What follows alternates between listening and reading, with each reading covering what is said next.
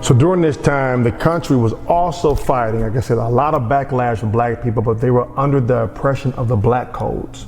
This is very, very important to hold on to, because the black codes that started back in 1865 did not end, ever. The black codes were passed by the southern states, and they restricted the mobility and the growth and the expansion and progress of African Americans in this country. They started in 1865, immediately after the ratification of slaves. They were first enacted in Mississippi and South Carolina, and then spread to the other southern states. Its aim was to control the labor and behavior of freedmen, black people, and ensure a supply of cheap labor for southern plantations. They never wanted slavery to end. And because, the government at that point in time was mostly Democratic, who enforced or agreed with chattel slavery, the federal government was slow to enact and help freedmen in the South. The black codes are things that all of the students had to endure while going to the colleges and schools and institutions that the Bureau helped create. But these were not huge HBCUs as we see today, winning championships and stepping and all the stuff like that. No, these schools are very, very, very small. The campuses are very, very small.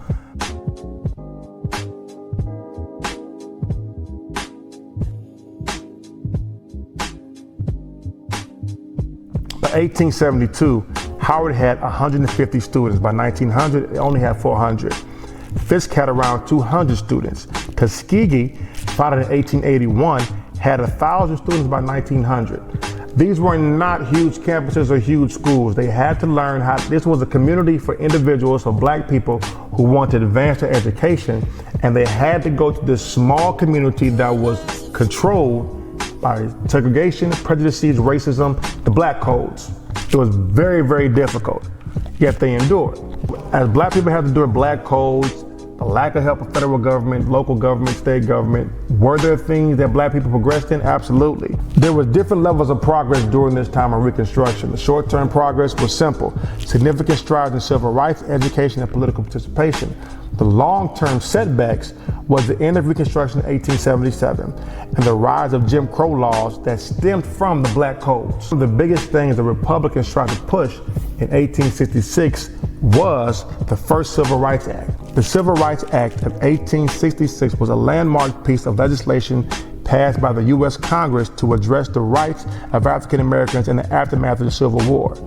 It was the first federal law to define citizenship and affirm that all citizens are equally protected by the law. It declared all people born in the U.S. except Native Americans, because they're not taxed. So all people born in the U.S. to be citizens, regardless of race, color, or previous condition of servitude.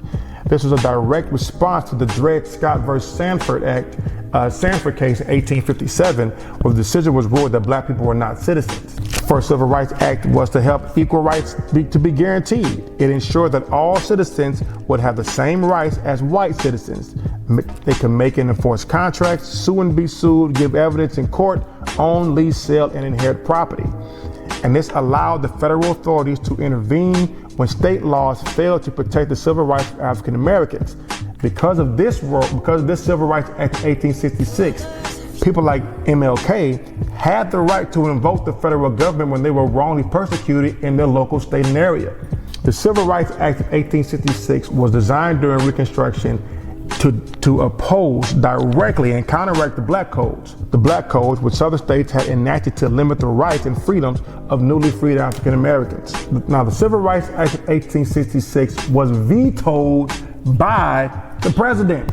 He did not want equal rights for all African Americans. Again, the Republicans pushed for the first Civil Rights Act of 1866.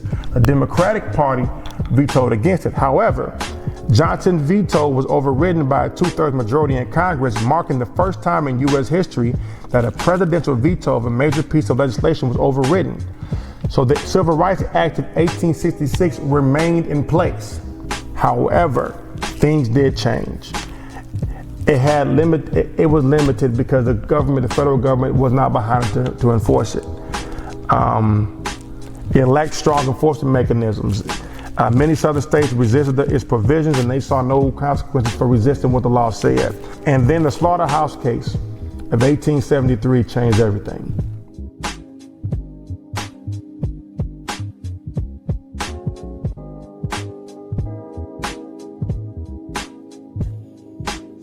The Supreme Court ruling in the case of the Slaughterhouse case in 1873, it weakened the law's impact. The Slaughterhouse case in 1873 was a landmark series of decisions by the Supreme Court that significantly narrowed the interpretation of the 14th Amendment.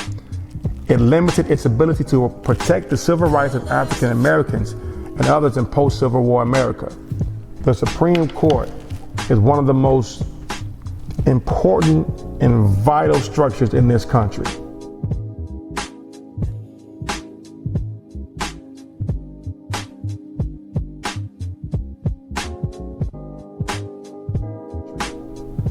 The reason this is, a Supreme Court lays the law and keeps the law there and enforces it, and it could literally be for hundreds of years.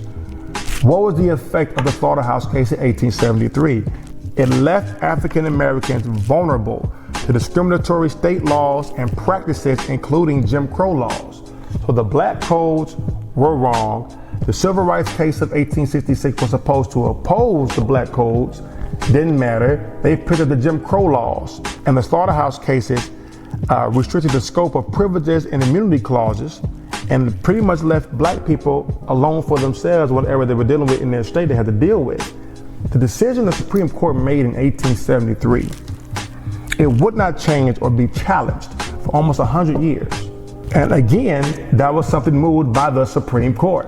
When they undermined African Americans with the Slaughterhouse cases, it made it easier for southern states to enact laws that curtailed the freedoms of African Americans, such as voting restrictions. Black people had to take a literacy test and pay poll taxes just to vote.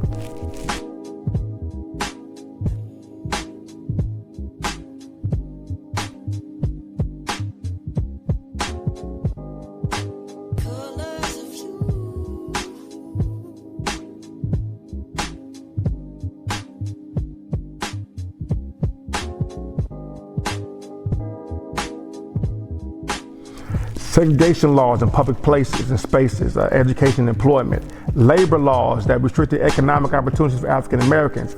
It signaled to Southern politicians that federal courts would not aggressively enforce the 13th, 14th, or even 15th Amendment. The Supreme Court is very, very important, and the persons who place people in the Supreme Court or move them to be or nominate them for the Supreme Court is the president.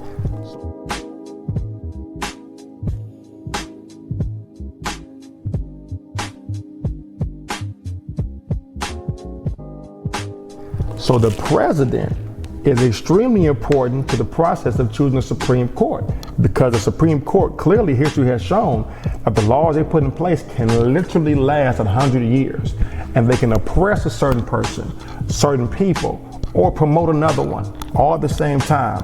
100 years is a long time to be oppressed by the government.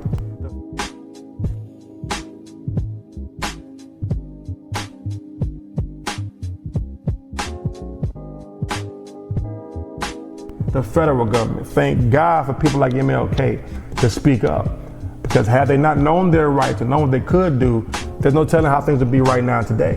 Regardless of what you think would be better, regardless of what you think would be worse, the government, the Democratic government at that time and during Reconstruction, did not want black people to be free and or act free. So in essence, as we wrap this video up, the first ship came to this country for slavery in 1526. From 1526 to 1865, there was slavery in this country. All right. From 1865 to 1964, it was black codes and Jim Crow laws. From 1964 to present day, it's 2025.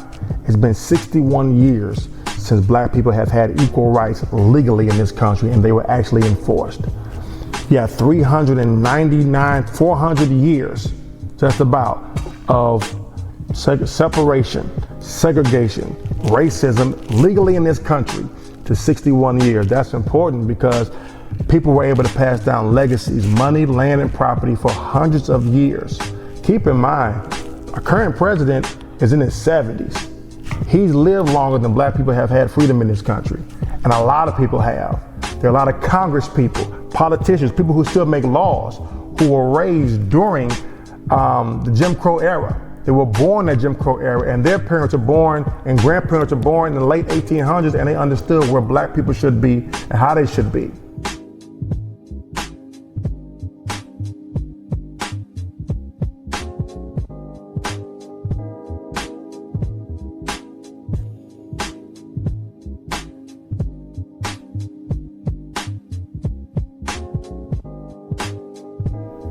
This country has 61 years of equal rights that has been enforced. It is no comparison to what has been for 400 years in this country legally on paper. Something has to be said about that and to be recognized, understand the reparations that were already paid, they might want to think about paying them again to those who were actually freed and not the Confederates who lost their land because of the Civil War. All of these things are in the curriculum, and you need to be taught these things. I went through this curriculum very, very well, and it's not bad at all. But these things need to be brought to your attention, and I'm going to explain to you in the next video why they need to be brought to your attention and how the Jim Crow laws are still very much in effect in the government. Catch y'all soon. Peace.